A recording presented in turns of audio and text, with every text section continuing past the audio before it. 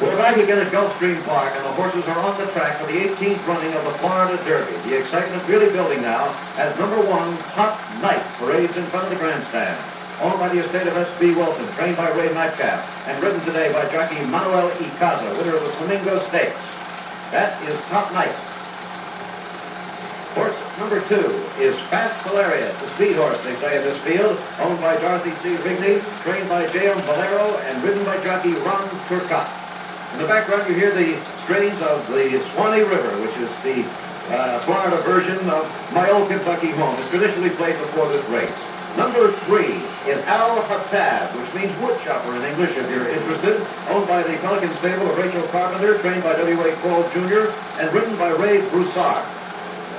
There are just 5 horses altogether, and this is horse number 4, BRUMMEL, owned by Ogden and Phipps, trained by Eddie Neloy, and ridden by Braulio Baeza.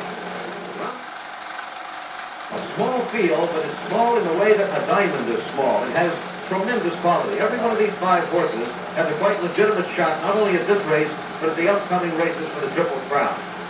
Our racing expert here today is Sam Rennick, and Sam, it's very good to see you. It's good to be working with you here. Good to see you, Jim. Jim, the gross value of this race is $122,000. And the winning owner will receive $81,800. The jockey will receive 10% of that. Jimmy, this is a classic race, and it's for 3-year-olds. They're all carrying 122 pounds.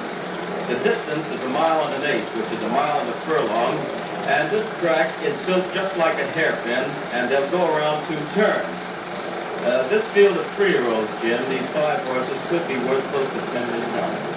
Well, it's quite a field, I'll say that. Yes, it is. Sam Rennick working with us down here in the winner's circle, working high above the racetrack and doing the actual call of the race is Joe Tannenbaum. Joe, it's good to have you with us. Thank you, Jim. It'll be a pleasure to call this race for these 5 top colts going to the post.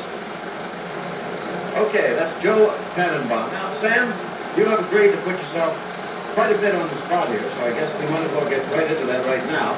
Sam's going to try to call for us exactly how this race will be run.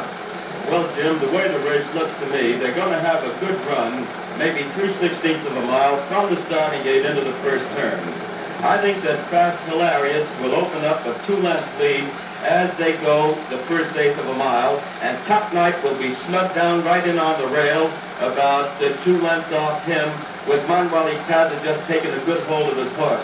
On the outside of Top Knight, about 3/4 of a length away from him, will be the gray horse HATTAB. Then will come Arts and Letters about 7 or 8 lengths away from the pace, and BRUMMEL will be about a length in behind him, and they'll maintain those positions as they curve around the first turn. When they straighten out into the back stretch, with 3/4 of a mile to go, I think Turcotte will try to ease away on Fast Hilarious to sort of seal the lead. And Top Knight with Manuel Ycaza will let him do that because they're still 3/4 of a mile from the finish line, and the finish line is where they pay off.